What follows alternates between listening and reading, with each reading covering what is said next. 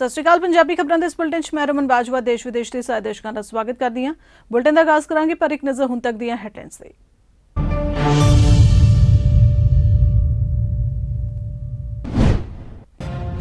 ਸ਼ਰਧਾ ਤੇ ਉਤਸ਼ਾਹ ਨਾਲ ਮਨਾਇਆ ਜਾ ਰਿਹਾ ਸ੍ਰੀ ਗੁਰੂ ਗ੍ਰੰਥ ਸਾਹਿਬ ਜੀ ਦਾ ਪ੍ਰਕਾਸ਼ ਪੁਰਬ। ਦੇਸ਼ਾਂ ਤੇ ਵਿਦੇਸ਼ਾਂ ਤੋਂ ਵੱਡੀ ਗਿਣਤੀ ਵਿੱਚ ਪੁੱਜੀਆਂ ਸਿੱਖ ਸੰਗਤਾਂ। ਸ੍ਰੀ ਗੁਰੂ ਗ੍ਰੰਥ ਸਾਹਿਬ ਜੀ ਦੇ ਪਹਿਲੇ ਪ੍ਰਕਾਸ਼ ਪੁਰਬ ਮੌਕੇ ਸ਼੍ਰੋਮਣੀ ਕਮੇਟੀ ਵੱਲੋਂ ਗੁਰਦੁਆਰਾ ਸ੍ਰੀ ਗੁਰੂ ਰਾਮਸਰ ਸਾਹਿਬ ਤੋਂ ਸਜਾਇਆ ਗਿਆ ਵਿਸ਼ਾਲ ਨਗਰ ਕੀਰਤਨ।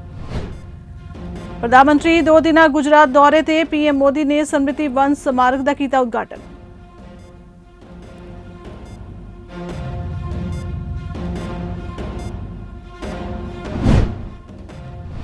ग्रेटर नोएडा विच ट्विन टावर नूं ढाया गया। प्रशासन वालों ट्विन टावर नूं ढाउण दे कीते गए सन सख्त इंतजाम। 2:30 बजे ढाया गया टावर। प्रशासन वालों एमरजेंसी नंबर किया गया सी जारी।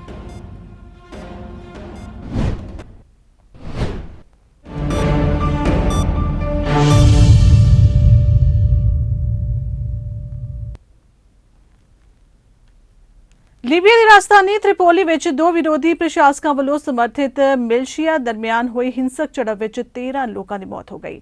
ਇਸ ਘਟਨਾ ਨੇ ਲੰਮੇ ਸਮੇਂ ਤੋਂ ਚੱਲ ਰਹੀ ਰਾਜਨੀਤਿਕ ਅੜਿੱਕੇ ਦੇ ਵਿਚਕਾਰ ਹਿੰਸਾ ਦੇ ਮੁੜ ਸ਼ੁਰੂ ਹੋਣ ਦਾ ਡਰ ਪੈਦਾ ਕਰ ਦਿੱਤਾ ਹੈ। ਸਿਹਤ ਮੰਤਰਾਲੇ ਨੇ ਕਿਹਾ ਕਿ ਘੱਟੋ-ਘੱਟ 13 ਲੋਕਾਂ ਦੀ ਮੌਤ ਹੋ ਗਈ ਹੈ ਜਦਕਿ 100 ਦੇ ਕਰੀਬ ਲੋਕ ਜ਼ਖਮੀ ਦੱਸੇ ਜਾ ਰਹੇ ਨੇ। ਉਨ੍ਹਾਂ ਕਿਹਾ ਕਿ ਪ੍ਰਭਾਵਿਤ ਇਲਾਕਿਆਂ ਤੋਂ 64 ਪਰਿਵਾਰਾਂ ਨੂੰ ਬਚਾਇਆ ਗਿਆ ਹੈ। ਹਾਲਾਂਕਿ ਇਹ ਗੋਲੀਬਾਰੀ ਪ੍ਰਧਾਨ ਮੰਤਰੀ ਦੇਈਬਾ ਅਤੇ ਉਨ੍ਹਾਂ ਦੇ ਵਿਰੋਧੀ ਪ੍ਰਧਾਨ ਮੰਤਰੀ फैथी बशागा दरमियान चल रहे सत्ता संघर्ष का नतीजा लग रही है। बशागा तटवर्ती शहर सिरते तो काम कर रहे हैं। देईबा और बशागा दोवां नूं मिलशिया का समर्थन हासिल है और बशागा अपने विरोधी नूं हटाउण लई त्रिपोली विच दाखिल होने की कोशिश कर रहे हैं।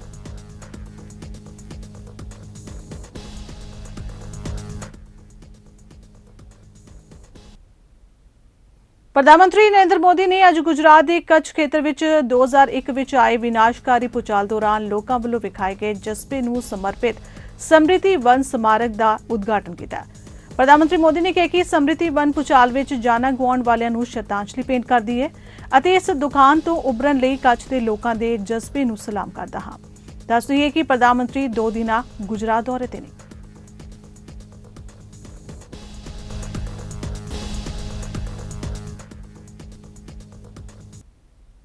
प्रधानमंत्री नरेंद्र मोदी ने रेडियो प्रोग्राम मन की बात जरिए जनता नूं संबोधन किया। प्रधानमंत्री ने मन की बात की शुरुआत करदे कहा कि अगस्त के इस महीने विच तुहाडीआं चिट्ठियां संदेशां अते कार्डां ने मेरे दफ्तर नूं तिरंगमय कर दिता। मैनूं अजिही शायद ही कोई चिट्ठी मिली होए जिस ते तिरंगा ना होवे जां तिरंगे अते आज़ादी नाल जुड़ी गल ना होए। आज़ादी के इस महीने विच साडे पूरे देश विच हर शहर हर पिंड विच अमृत महोत्सव की अमृत धारा वह रही है। आज़ादी दिहाड़े के इस विशेष मौके ते असीं देश की समूहिक शक्ति के दर्शन कीते ने। एक चेतना जागी है। जदों गल तिरंगा लहराउण दी आई तां हर कोई एक ही भावना विच बहिंदा दिखाई दिता। अमृत महोत्सव के ये रंग सिर्फ भारत विच ही नहीं सगों दुनिया भर विच वेखण नूं मिले। बोत्सवाना विच उत्थे रहण वाले स्थानक गायकां ने भारत की आज़ादी के 75 साल मनाउण लई देश भगती के 75 गीत गाए।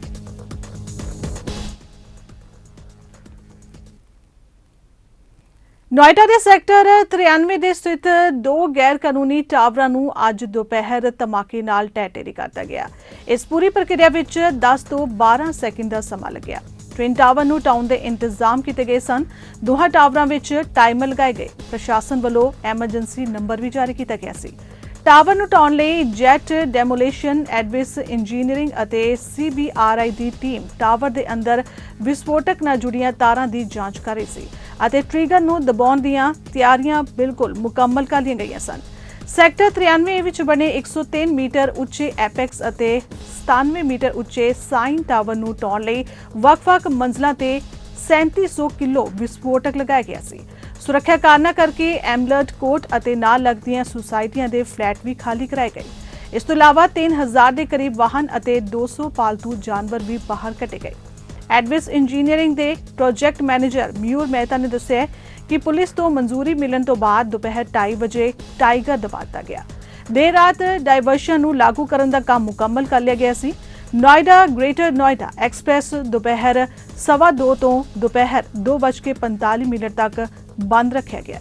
टावर ढाउण की प्रक्रिया पूरी होने तो बाद इमारतां की जांच की जाएगी, फिर वो वापस अपने घरां नूं भर सकणगे। इन्हां सोसाइटियां विच बिजली पानी अते LPG की सप्लाई भी बंद कर दी गई।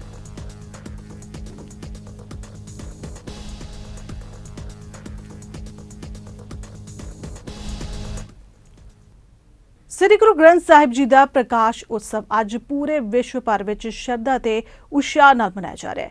ਇਸੇ ਤਰ੍ਹਾਂ ਹੀ ਸੱਚਖੰਡ ਸ੍ਰੀ ਹਰਿਮੰਦਰ ਸਾਹਿਬ ਵਿਖੇ ਵੀ ਗੁਰੂ ਗ੍ਰੰਥ ਸਾਹਿਬ ਜੀ ਦਾ ਪ੍ਰਕਾਸ਼ ਪੁਰਬ ਮਨਾਉਣ ਲਈ ਸ਼੍ਰੋਮਣੀ ਗੁਰਦੁਆਰਾ ਪ੍ਰਬੰਧਕ ਕਮੇਟੀ ਵੱਲੋਂ ਢੁਕਵੇਂ ਪ੍ਰਬੰਧ ਕੀਤੇ ਗਏ ਨੇ।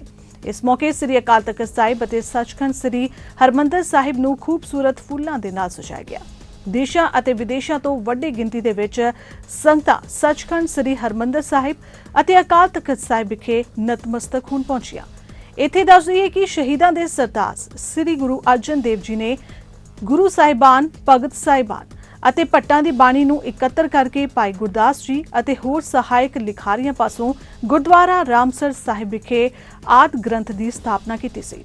ਇਸ ਉਪਰੰਤ ਨਗਰ ਕੀਰਤਨ ਦੇ ਰੂਪ ਵਿੱਚ ਇਸ ਪਾਵਨ ਵੀਰ ਨੂੰ ਗੁਰਦੁਆਰਾ ਸ੍ਰੀ ਰਾਮਸਰ ਸਾਹਿਬ ਤੋਂ ਲੈ ਕੇ ਸੱਚਖੰਡ ਸ੍ਰੀ ਹਰਿਮੰਦਰ ਸਾਹਿਬ ਦੇ ਵਿੱਚ ਇਸ ਦਾ ਪਹਿਲਾ ਪ੍ਰਕਾਸ਼ ਕੀਤਾ ਗਿਆ। ਇਸ ਮੌਕੇ ਸੰਗਤਾਂ ਦਾ ਠਾਠਾ ਮਾਰਦਾ ਇਕੱਠ ਇੱਕ ਵਾਰ ਫਿਰ ਗੁਰਦੁਆਰਾ ਰਾਮਸਰ ਸਾਹਿਬ ਤੋਂ ਸ਼ੁਰੂ ਹੋ ਕੇ ਸੱਚਖੰਡ ਸ੍ਰੀ ਹਰਿਮੰਦਰ ਸਾਹਿਬ ਵੱਲ ਨੂੰ ਨਗਰ ਕੀਰਤਨ ਦੇ ਰੂਪ ਵਿੱਚ ਰਵਾਨਾ ਹੋ ਰਿਹਾ ਹੈ। ਇਸ ਮੌਕੇ ਪੁਲਿਸ ਪ੍ਰਸ਼ਾਸਨ ਵੱਲੋਂ ਸੁਰੱਖਿਆ ਦੇ ਪੁਖਤਾ ਇੰਤਜ਼ਾਮ ਕੀਤੇ ਗਏ ਨੇ। ਦੱਸ ਦਈਏ ਕਿ ਪਹਿਲੇ ਪ੍ਰਕਾਸ਼ ਪੁਰਬ ਦੇ ਮੌਕੇ ਤੇ ਦੇਸ਼ਾਂ ਅਤੇ ਵਿਦੇਸ਼ਾਂ ਤੋਂ ਵੱਡੀ ਗਿਣਤੀ ਵਿੱਚ ਸੰਗਤਾਂ ਸੱਚਖੰਡ ਸ੍ਰੀ ਹਰਿਮੰਦਰ ਸਾਹਿਬ ਅਤੇ ਅਕਾਲ ਤਖ਼ਤ ਸਾਹਿਬ ਵਿਖੇ ਨਤਮਸਤਕ ਹੋਣ ਲਈ ਪਹੁੰਚ ਰਹੀਆਂ ਹਨ।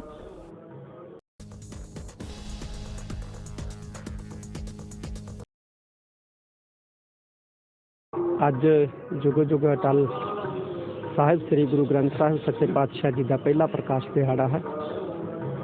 ਇਸ ਮਹਾਨ ਪਹਿਲੇ ਪ੍ਰਕਾਸ਼ ਪਰਬ ਦੀਆਂ ਸਮੂਹ ਗੁਰੂ ਨਾਨਕ ਨਾਮ ਲੈਵਾ ਸਿੱਖ ਸੰਗਤਾਂ ਨੂੰ ਸਮੁੱਚੇ ਗੁਰੂ ਖਾਲਸਾ ਪੰਥ ਨੂੰ ਬਹੁਤ ਵਧਾਈਆਂ। ਇਹ ਉਹ ਪਾਵਨ ਦਿਹਾੜਾ ਹੈ ਜਦੋਂ ਧੰਨ ਸਾਹਿਬ ਸ੍ਰੀ ਗੁਰੂ ਅਰਜਨ ਦੇਵ ਜੀ ਮਹਾਰਾਜ ਨੇ ਅੱਜ ਦੇ ਦਿਨ 1604 ਦੇ ਵਿੱਚ ਭਾਦਰੋਂ ਸੁਦੀ ਏਕਮ ਨੂੰ ਸੱਚਖੰਡ ਸ੍ਰੀ ਹਰਿਮੰਦਰ ਸਾਹਿਬ ਜੀ ਦੇ ਅੰਦਰ ਸ੍ਰੀ ਗੁਰੂ ਗ੍ਰੰਥ ਸਾਹਿਬ ਜੀ ਦਾ ਪਹਿਲੀ ਵਾਰ ਪ੍ਰਕਾਸ਼ ਕੀਤਾ ਔਰ ਤਾਬਿਆ ਬਾਬਾ ਬੁੱਢਾ ਸਾਹਿਬ ਜੀ ਨੂੰ ਗ੍ਰੰਥੀ ਨਿਯਤ ਕੀਤਾ। ਇਸ ਦਿਹਾੜੇ ਨੂੰ ਅਸੀਂ ਪਹਿਲੇ ਪ੍ਰਕਾਸ਼ ਪੁਰਬ ਵਜੋਂ ਮਨਾਉਂਦੇ ਹਾਂ। ਇੱਕ ਵਾਰੀ ਫੇਰ ਸਮੂਹ ਸੰਗਤਾਂ ਨੂੰ ਪਹਿਲੇ ਪ੍ਰਕਾਸ਼ ਪੁਰਬ ਦੀਆਂ ਬਹੁਤ ਵਧਾਈਆਂ। ਗੁਰਦੁਆਰਾ ਰਾਮਸਰ ਸਾਹਿਬ ਜੀ ਤੇ ਸਥਾਨ ਤੇ ਗੁਰੂ ਸਾਹਿਬਾਨਾਂ ਦੀ ਇਕੱਤਰ ਕੀਤੀ ਹੋਈ ਬਾਣੀ ਨੂੰ ਇਕੱਤਰ ਕਰਕੇ ਜੋ ਬੀੜ ਤਿਆਰ ਕੀਤੀ, ਜਿਸ ਨੂੰ ਉਸ ਸਮੇਂ ਪੋਥੀ ਸਾਹਿਬ ਕਿਹਾ ਜਾਂਦਾ ਸੀ, ਭਾਈ ਗੁਰਦਾਸ ਜੀ ਕੋ ਲਿਖਵਾ ਕੇ ਤੇ ਅੱਜ ਦੇ ਦਿਨ ਰਾਮਸਰ ਸਾਹਿਬ ਤੋਂ ਬਾਬਾ ਬੁੱਢਾ ਸਾਹਿਬ ਜੀ ਦੇ ਸੀਸ ਤੇ ਸੁਭਾਏਮਾਨ ਕਰਕੇ ਗੁਰੂ ਅਰਜਨ ਸਾਹਿਬ ਜੀ ਆਪ ਚੌਰ ਕਰਦੇ ਹੋਏ ਸੰਗਤਾਂ ਸਮੇਤ ਅੱਜ ਦੇ ਦਿਨ ਸੱਚਖੰਡ ਸ੍ਰੀ ਹਰਿਮੰਦਰ ਸਾਹਿਬ ਜੀ ਵਿਖੇ ਮਹਾਰਾਜ ਦਾ ਸਰੂਪ ਲੈ ਕੇ ਪਹੁੰਚੇ ਸਨ ਤੇ ਅੱਜ ਦੇ ਦਿਨ ਪ੍ਰਕਾਸ਼ ਕਰਵਾਇਆ ਗਿਆ ਸੀ। ਅੱਜ 418ਵਾਂ ਧੰਨ ਸਾਹਿਬ ਸ੍ਰੀ ਗੁਰੂ ਗ੍ਰੰਥ ਸਾਹਿਬ ਜੀ ਦਾ ਪ੍ਰਕਾਸ਼ ਪੁਰਬ ਪਹਿਲੇ ਪ੍ਰਕਾਸ਼ ਦਿਵਸ ਨੂੰ ਸਮਰਪਿਤ ਅੱਜ ਗੁਰੂ ਸਾਹਿਬ ਦੀ ਨਗਰੀ ਦੇ ਵਿੱਚ ਸੱਚਖੰਡ ਹਰਿਮੰਦਰ ਸਾਹਿਬ ਦੇ ਵਿੱਚ ਪਹਿਲੋਂ ਸਵੇਰੇ ਰਾਮਸਰ ਸਾਹਿਬ ਜੀ ਤੋਂ ਨਗਰ ਕੀਰਤਨ ਰੂਪ ਵਿੱਚ ਸ੍ਰੀ ਗੁਰੂ ਗ੍ਰੰਥ ਸਾਹਿਬ ਜੀ ਦੀ ਮਹਾਰਾਜ ਸਵਾਰੀ ਪੰਜਾਂ ਪਿਆਰਿਆਂ ਦੀ ਅਗਵਾਈ ਵਿੱਚ ਇੱਥੇ ਪਹੁੰਚੀ ਸੀ। ਹੁਣ ਅੱਜ 9 ਵਜੇ ਤੋਂ ਦੁਪਹਿਰ 12 ਵਜੇ ਤੱਕ ਸੱਚਖੰਡ ਹਰਿਮੰਦਰ ਸਾਹਿਬ ਜੀ ਵਿਖੇ ਜਲੌ ਸਜਾਏ ਜਾ ਰਹੇ ਹਨ ਤੇ ਬੇਅੰਤ ਸੰਗਤਾਂ ਦੂਰੋਂ ਚੱਲ ਕੇ ਗੁਰੂ ਸਾਹਿਬ ਜੀ ਦਾ ਪ੍ਰਕਾਸ਼ ਦਿਹਾੜਾ ਮਨਾਉਣ ਲਈ ਇੱਥੇ ਪਹੁੰਚੀਆਂ ਹਨ। ਅੱਜ ਪਹਿਲਾ ਪ੍ਰਕਾਸ਼ ਪੁਰਬ ਜੋ ਸ਼੍ਰੋਮਣੀ ਗੁਰਦੁਆਰਾ ਪ੍ਰਬੰਧਕ ਕਮੇਟੀ ਸ੍ਰੀ ਦਰਬਾਰ ਸਾਹਿਬ ਤੇ ਵਿਸ਼ਵ ਭਰ ਦੀਆਂ ਸੰਗਤਾਂ ਵੱਲੋਂ ਰਾਮਸਰ ਸਾਹਿਬ ਦੇ ਪਾਵਨ ਸਥਾਨ ਤੋਂ ਧੰਨ ਸਤਿਗੁਰੂ ਸ੍ਰੀ ਗੁਰੂ ਗ੍ਰੰਥ ਸਾਹਿਬ ਸੱਚੇ ਪਾਤਸ਼ਾਹ ਮਹਾਰਾਜ ਦੀ ਛਤਰ ਛਾਇਆ ਹੇਠ ਪੰਜ ਪਿਆਰੇ ਸਾਹਿਬਾਨਾਂ ਦੀ ਅਗਵਾਈ ਹੇਠ ਨਗਰ ਕੀਰਤਨ ਜੋ ਆਸਾ ਦੀ ਵਾਰ ਦੇ ਕੀਰਤਨ ਤੋਂ ਆਰੰਭ ਹੋ ਕੇ ਸੱਚਖੰਡ ਸ੍ਰੀ ਹਰਿਮੰਦਰ ਸਾਹਿਬ ਸ੍ਰੀ ਅਕਾਲ ਤਖ਼ਤ ਸਾਹਿਬ ਕੋਠਾ ਸਾਹਿਬ ਵਿਖੇ ਸੰਪੂਰਨ ਹੋਵੇਗਾ। ਇਹ ਮਹਾਨ ਪੁਰਬ ਸ਼ਹੀਦਾਂ ਦੇ ਸਰਤਾਜ ਪੰਚਮ ਪਾਤਸ਼ਾਹ ਸਤਿਗੁਰੂ ਸ੍ਰੀ ਗੁਰੂ ਅਰਜਨ ਦੇਵ ਮਹਾਰਾਜ ਜੀ ਨੇ ਸਮੁੱਚੀ ਗੁਰਬਾਣੀ ਇਕੱਤਰ ਕਰਕੇ ਰਾਮਸਰ ਸਾਹਿਬ ਦੀ ਪਾਵਨ ਧਰਤੀ ਤੇ ਗੁਰਸਿੱਖਾਂ ਦੀ ਜਿਹੜੀ ਸੇਵਾ ਲਾ ਕੇ ਸਲਾਹ ਦੇ ਨਾਲ ਭਾਈ ਸਾਹਿਬ ਭਾਈ ਗੁਰਦਾਸ ਜੀ ਅਤੇ ਮੁੱਖ ਗ੍ਰੰਥੀ ਦੀ ਸੇਵਾ ਬ੍ਰਹਮ ਗਿਆਨੀ ਬਾਬਾ ਬੁੱਢਾ ਸਾਹਿਬ ਜੀ ਦੀ ਸੇਵਾ ਵਿੱਚ ਲਾ ਕੇ ਤੇ ਇਸੇ ਤਰ੍ਹਾਂ ਹਰਿਮੰਦਰ ਸਾਹਿਬ ਵਿਖੇ ਪਹਿਲਾ ਪ੍ਰਕਾਸ਼ ਕੀਤਾ।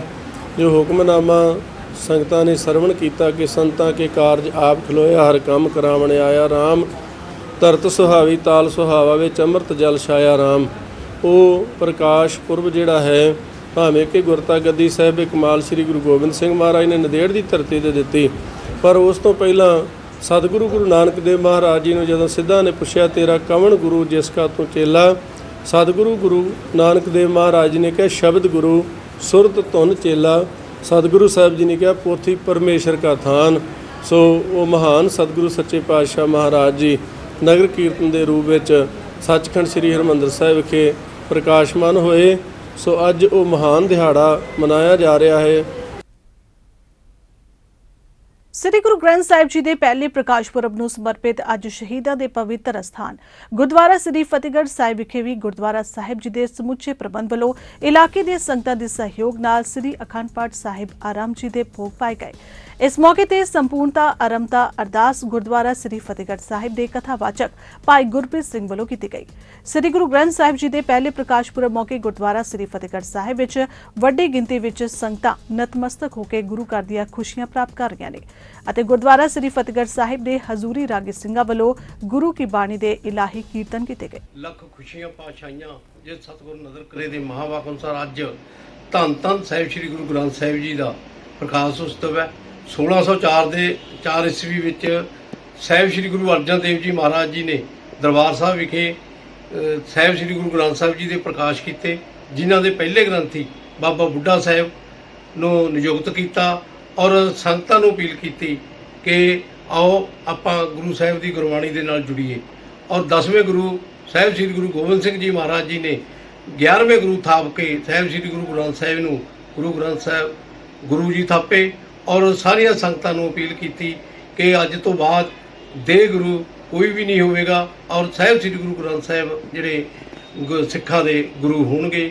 ਬਟਾਲਾ ਵਿਖੇ ਸ੍ਰੀ ਗੁਰੂ ਨਾਨਕ ਦੇਵ ਜੀ ਗੁਰੂ ਸਾਹਿਬ ਦਾ ਜਿੱਥੇ ਅੱਜ ਤੋਂ 535 ਸਾਲ ਪਹਿਲਾਂ ਵਿਆਹ ਹੋਇਆ ਸੀ, ਉੱਥੇ ਹੀ ਗੁਰੂ ਸਾਹਿਬ ਦੇ ਇਤਿਹਾਸਿਕ ਗੁਰਦੁਆਰਾ ਸ੍ਰੀ ਕੰਧ ਸਾਹਿਬ ਤੇ ਗੁਰਦੁਆਰਾ ਡੇਰਾ ਸਾਹਿਬ ਸੁਸ਼ੋਭਿਤ ਨੇ ਅਤੇ ਅੱਜ ਵੀ ਹਰ ਸਾਲ ਗੁਰੂ ਜੀ ਦੇ ਵਿਆਹ ਪੁਰਬ ਤੇ ਇੱਕ ਵਿਸ਼ਾਲ ਨਗਰ ਕੀਰਤਨ ਬਟਾਲਾ ਵਿਖੇ ਸਜਾਇਆ ਜਾਂਦਾ ਹੈ ਤੇ ਜੋੜ ਮੇਲਾ ਲੱਗਦਾ ਹੈ, ਜਿਸ ਵਿੱਚ ਲੱਖਾਂ ਦੀ ਤਾਦਾਦ ਵਿੱਚ ਸੰਗਤਾਂ ਦੇਸ਼ ਤੇ ਵਿਦੇਸ਼ ਤੋਂ ਨਤਮਸਤਕ ਹੋਣ ਲਈ ਨਗਰ ਕੀਰਤਨ ਅਤੇ ਇਤਿਹਾਸਿਕ ਗੁਰਦੁਆਰਾ ਸਾਹਿਬ ਵਿਖੇ ਹਾਜ਼ਰੀਆਂ ਭਰਨ ਪਹੁੰਚ ਰਹੀਆਂ ਨੇ। ਉੱਥੇ ਹੀ ਸੰਗਤਾਂ ਦੀ ਆਮਦ ਲਈ ਬਟਾਲਾ ਦੇ ਲੋਕਾਂ ਵੱਲੋਂ ਵੀ ਹਰ ਸਾਲ ਉਡੀਕ ਰਹਿੰਦੀ ਹੈ ਅਤੇ ਇਸ ਪੁਰਬ ਦੀ ਅਤੇ ਵੱਖ-ਵੱਖ ਤਰ੍ਹਾਂ ਨਾਲ ਸੰਗਤ ਲਈ ਸੇਵਾ ਨਿਭਾਈ ਜਾਂਦੀ ਹੈ। ਗੁਰਦੁਆਰਾ ਸ੍ਰੀ ਕੰਧ ਸਾਹਿਬ ਜੋੜਾ ਸੇਵਾ ਸੁਸਾਇਟੀ ਦੇ ਮੈਂਬਰਾਂ ਵੱਲੋਂ ਆਈ ਹੋਈ ਸੰਗਤ ਲਈ ਇੱਕ ਵਿਸ਼ੇਸ਼ ਤੌਰ ਦਾ ਲੰਗਰ ਭਾਜੀ ਜੋ ਕਿ ਇੱਕ ਵਿਆਹ ਵਾਲੇ ਘਰ ਵਿੱਚ ਤਿਆਰ ਕੀਤੀ ਜਾ ਰਹੀ ਹੈ। ਉੱਥੇ ਹੀ ਉਹਨਾਂ ਦੱਸਿਆ ਕਿ ਬੀਤੇ ਸਾਲਾਂ ਤੋਂ ਉਹਨਾਂ ਵੱਲੋਂ ਸੰਗਤ ਵਿੱਚ ਇਹ ਪ੍ਰਸ਼ਾਦ ਦੇ ਤੌਰ ਤੇ ਵੰਡਿਆ ਜਾਂਦਾ ਹੈ, ਜਿਸ ਵਿੱਚ ਮਿਠਾਈਆਂ ਨੇ। ਉੱਥੇ ਹੀ ਉਹਨਾਂ ਦੱਸਿਆ ਕਿ ਸੇਵਾ ਕੁਝ ਕੁਇੰਟਲ ਵਿੱਚ ਸ਼ੁਰੂ ਹੋਈ ਤੇ ਹੁਣ ਇਸ ਵਾਰ 6 ਟਨ ਮਿਠਾਈ ਤਿਆਰ ਕੀਤੀ ਜਾ ਰਹੀ ਹੈ ਤੇ ਕਰੀਬ 20 ਦਿਨਾਂ ਤੋਂ ਤਿਆਰ ਕੀਤੀ ਜਾ ਰਹੀ ਹੈ। ਉਹਨਾਂ ਦੱਸਿਆ ਕਿ ਜੋ ਸੰਗਤ ਇੱਥੇ ਆਉਂਦੀ ਹੈ ਉਹਨਾਂ ਨੂੰ ਇਹ ਪ੍ਰਸ਼ਾਦ ਦਿੱਤਾ ਜਾਂਦਾ ਹੈ। ਇਸ ਤੋਂ ਇਲਾਵਾ ਦੇਸ਼ ਅਤੇ ਵਿਦੇਸ਼ ਵਿੱਚ ਘਰਾਂ ਵਿੱਚ ਵੀ ਇਹ ਪ੍ਰਸ਼ਾਦ ਸੰਗਤ ਨੂੰ ਵਰਤਾਇਆ ਜਾਏਗਾ।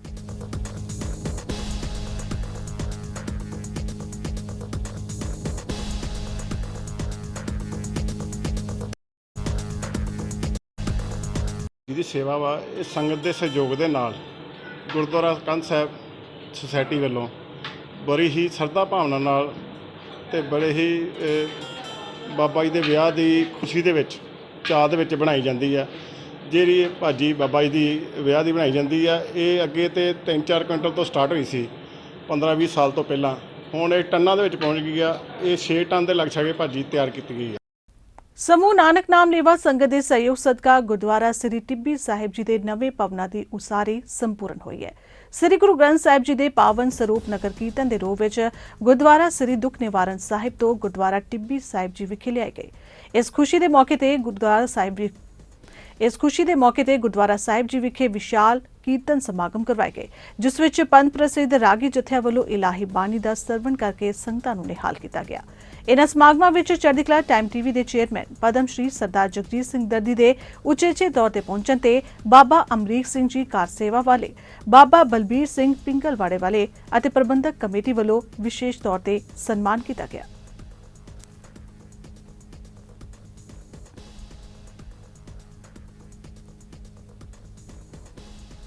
ਗੁਰਦੁਆਰਾ ਟਿੱਬੀ ਸਾਹਿਬ ਜੋ ਸਾਡੇ ਇਤਿਹਾਸ ਦਾ ਇੱਕ ਮਹੱਤਵਪੂਰਨ ਪੇਜ ਹੈ। ਪੁਰਾਤਨ ਟਿੱਬੀ ਉੱਤੇ ਸਨੌਰ ਦੀਆਂ ਸੰਗਤਾਂ ਨੇ ਜਿਸ ਰੀਝ ਅਤੇ ਪਿਆਰ ਨਾਲ ਇਸ ਗੁਰਦੁਆਰਾ ਸਾਹਿਬ ਦੀ ਉਸਾਰੀ ਕੀਤੀ ਹੈ, ਇਹ ਸਾਰੀ ਵਾਹਿਗੁਰੂ ਦੀ ਬਖਸ਼ਿਸ਼ ਦੀ ਨਿਸ਼ਾਨੀ ਹੈ। ਗੁਰੂ ਕੀ ਸਾਧ ਸੰਗਤ ਅੱਜ ਦੁਨੀਆ ਦੇ ਹਰ ਸ਼ਹਿਰ ਵਿੱਚ, ਦੁਨੀਆ ਦੇ ਹਰ ਦੇਸ਼ ਵਿੱਚ, ਦੁਨੀਆ ਦੇ ਹਰ ਧਰਮ ਨੂੰ ਮੰਨਣ ਵਾਲੇ ਸ੍ਰੀ ਹਰਿਮੰਦਰ ਸਾਹਿਬ ਦਾ ਧਿਆਨ ਕਰਕੇ ਉਸ ਪਵਿੱਤਰ ਸਮੇਂ ਨੂੰ ਯਾਦ ਕਰ ਰਹੇ ਹਨ ਜਦੋਂ ਰਾਮਸਰ ਦੇ ਅਸਥਾਨ ਉੱਤੇ ਗੁਰੂ ਅਰਜਨ ਦੇਵ ਜੀ ਪਾਤਸ਼ਾਹ ਨੇ ਭਾਈ ਗੁਰਦਾਸ ਜੀ ਦੇ ਦਸਤੇ ਮੁਬਾਰਕ ਨਾਲ ਇਹ ਸ੍ਰੀ ਗੁਰੂ ਗ੍ਰੰਥ ਸਾਹਿਬ ਦਾ ਜੋ ਸਰੂਪ ਦੇਖ ਰਹੇ ਹੋ, ਇਸ ਨੂੰ ਪੋਥੀ ਸਾਹਿਬ ਦੇ ਰੂਪ ਵਿੱਚ ਤਿਆਰ ਕੀਤਾ ਸੀ ਅਤੇ ਉਹ ਪੋਥੀ ਤਿਆਰ ਕੀਤੀ ਸੀ ਜੋ ਪਰਮੇਸ਼ਰ ਦਾ ਥਾਨ ਸੀ।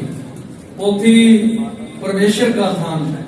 इतनी पवित्र पोथी सतगुरु जी ने तैयार की थी और फिर उसको इतने सत्कार नाल हरिमंदिर साहब विच सुभाईमान किया, जिसको सुन के याद करके हर गुरु के सिख दे विच गुरु अर्जन देव जी की वड्डी शख्सियत प्रति अपने आप से झुक जाता है। सतगुरु जी अंतरजामी सन, दूर अंदेश सन।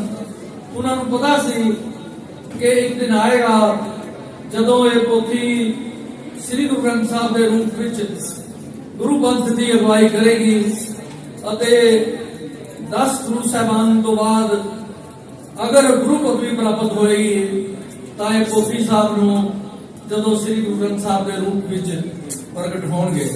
गुरु की साथ संगत स्टेट सैकटरी साहब ने बड़े सुंदर ढंग के नाल श्री गुरु ग्रंथ साहब जी की रामसर तो श्री हरमंदिर साहब तक की जो नगर कीर्तन की अगवाई गुरु अर्जन देव जी महाराज आप कर रहे थे।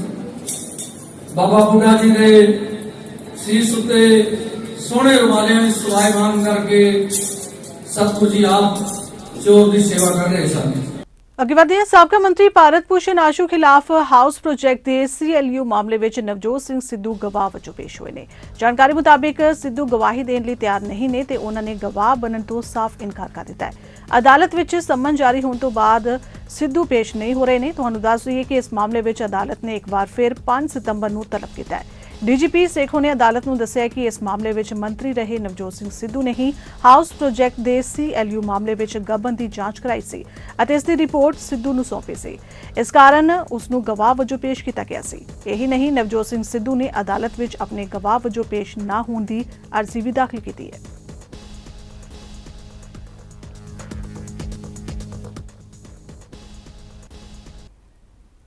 ਸਰਹੱਦੀ ਇਲਾਕੇ ਡੇਰਾ ਬਾਬਾ ਨਾਨਕ ਦੇ ਪਿੰਡ ਸ਼ਿਕਾਰ ਮਾਛੀਆਂ ਵਿੱਚ ਪਿੰਡ ਵਾਸੀਆਂ ਅਤੇ ਆਮ ਆਦਮੀ ਪਾਰਟੀ ਦੇ ਨੌਜਵਾਨ ਵਲੰਟੀਅਰਾਂ ਨੇ ਪਿੰਡ ਸ਼ਿਕਾਰ ਮਾਛੀਆਂ ਵਿੱਚ ਭਾਰਤ ਸਰਕਾਰ ਵੱਲੋਂ ਗਰੀਬ ਵਰਗ ਦੇ ਲੋਕਾਂ ਨੂੰ ਮਿਲਣ ਵਾਲੀ ਫ੍ਰੀ ਕਣਕ ਲਾਭਪਾਤਰੀਆਂ ਵਿੱਚ ਵੰਡ ਕਰਨ ਤੋਂ ਪਹਿਲਾਂ ਹੀ ਕਣਕ ਵੇਚਣ ਜਾ ਰਹੇ ਡਿਪੂ ਹੋਲਡਰ ਨੂੰ ਕਾਬੂ ਕਰ ਲਿਆ ਤੇ ਇਸ ਨੂੰ ਪੁਲਿਸ ਹਵਾਲੇ ਕੀਤਾ ਗਿਆ। ਇਸ ਸੰਬੰਧੀ ਪਿੰਡ ਵਾਸੀਆਂ ਨੇ ਕਿਹਾ ਕਿ ਉਹਨਾਂ ਦੇ ਪਿੰਡ ਦਾ ਡਿਪੂ ਹੋਲਡਰ ਤੇ ਉਸਦੇ ਪਰਿਵਾਰਕ ਮੈਂਬਰ ਭਾਰਤ ਸਰਕਾਰ ਅਤੇ ਪੰਜਾਬ ਸਰਕਾਰ ਵੱਲੋਂ ਮਿਲਣ ਵਾਲੀ ਆਟਾ ਦਾਲ ਸਕੀਮ ਤਹਿਤ ਗਰੀਬ ਲੋਕਾਂ ਨੂੰ ਵੰਡੀ ਜਾਣ ਵਾਲੀ ਕਣਕ ਵਿੱਚ ਵੱਡੇ ਪੱਧਰ ਤੇ ਘਪਲੇਬਾਜ਼ੀ ਕਰਦੇ ਆ ਰਹੇ ਨੇ। ਇਸ ਮੌਕੇ ਪੱਤਰਕਾਰਾਂ ਨਾਲ ਗੱਲਬਾਤ ਕਰਦਿਆਂ ਪਿੰਡ ਵਾਸੀਆਂ ਤੇ ਆਮ ਆਦਮੀ ਪਾਰਟੀ ਦੇ ਵਲੰਟੀਅਰਾਂ ਨੇ ਡਿਪੂ ਹੋਲਡਰ ਦੇ ਹੋਰ ਵੀ ਕਾਰਨਾਮੇ ਜਗ ਜ਼ਾਹਿਰ ਕੀਤੇ। ਇਸ ਮੌਕੇ ਇਨ੍ਹਾਂ ਸਮੂਹ ਪਿੰਡ ਵਾਸੀਆਂ ਤੇ ਆਮ ਆਦਮੀ ਪਾਰਟੀ ਦੇ ਵਲੰਟੀਅਰਾਂ ਵੱਲੋਂ ਪੰਜਾਬ ਸਰਕਾਰ ਤੋਂ ਮੰਗ ਕੀਤੀ ਗਈ ਹੈ ਕਿ ਡਿਪੂ ਹੋਲਡਰ ਤੇ ਸ਼ਿਕੰਜਾ ਕੱਸਿਆ ਜਾਏ ਤੇ ਕਾਬੂ ਕੀਤੇ ਗਏ ਦੋਸ਼ੀਆਂ ਨੂੰ ਕਾਨੂੰਨ ਤਹਿਤ ਸਖਤ ਸਜ਼ਾਵਾਂ ਦਿੱਤੀਆਂ ਜਾਣ।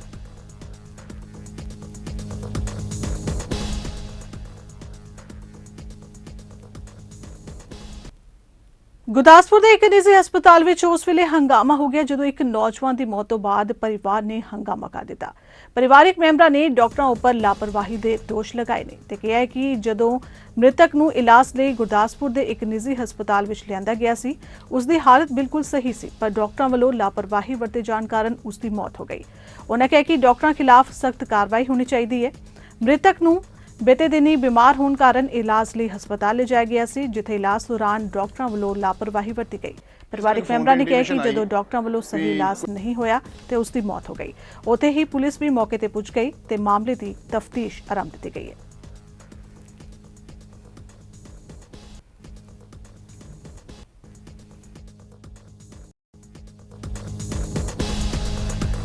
ਸਾਨੂੰ ਫੋਨ ਤੇ ਇੰਟੀਮੇਸ਼ਨ ਆਈ ਵੀ ਕੋਈ ਸਨੀ ਨਾਂ ਦਾ ਵਿਅਕਤੀ ਆ ਵੀ ਜਿਹਦੀ ਡੈਥ ਹੋ ਗਈ ਆ ਤੇ ਜਿਹਦੇ ਪਰਿਜਨ ਜਿਹੜੇ ਪਰਿਵਾਰ ਦੇ ਆ ਵੀ ਉਹਦਾ ਸ਼ੋਰ ਸ਼ਰਾਬਾ ਕਰ ਰਹੇ ਨੇ। ਤੇ ਜਦੋਂ ਆ ਕੇ ਉਹਨਾਂ ਨੂੰ ਮਿਲਿਆ ਗਿਆ, ਵੇਖੋ ਜੀ ਹਸਪੀਟਲ 'ਚ ਦਾਖਲ ਹੋਇਆ ਤਾਂ ਕਦੇ ਵੀ ਕਿਸੇ ਵੀ ਡਾਕਟਰ ਦੀ ਮਨਸ਼ਾ ਨਹੀਂ ਹੁੰਦੀ ਵੀ ਉਹਨੂੰ ਮਾਰਿਆ ਜਾਵੇ, ਚਾਹੇ ਉਸ ਨਾਲ ਕੋਈ ਗਲਤ ਇੱਦਾਂ ਦਾ ਕੀਤਾ ਜਾਵੇ।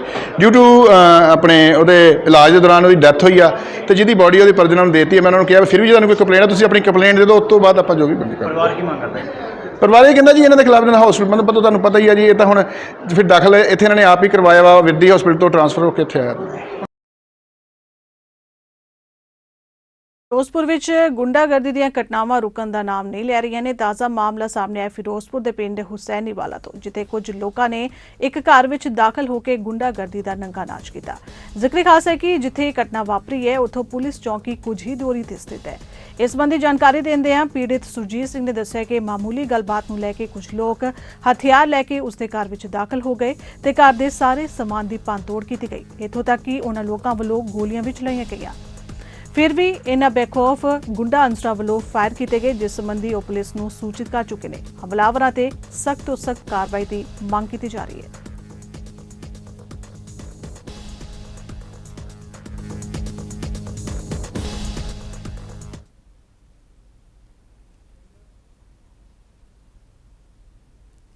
ਫਿਲਹਾਲ ਖਬਰਾਂ ਦੇ ਇਸ ਬੁਲੇਟਿਨ 'ਚ ਇੰਨਾ ਹੀ। ਅਗਲੇ ਬੁਲੇਟਿਨ 'ਚ ਫਿਰ ਹਾਜ਼ਰ ਹੋਵਾਂਗੇ ਕੁਝ ਹੋਰ ਖਾਸ ਖਬਰਾਂ ਦੇ ਨਾਲ। ਤਦ ਤੱਕ ਲਈ ਇਜਾਜ਼ਤ ਦਿਓ। ਧੰਨਵਾਦ।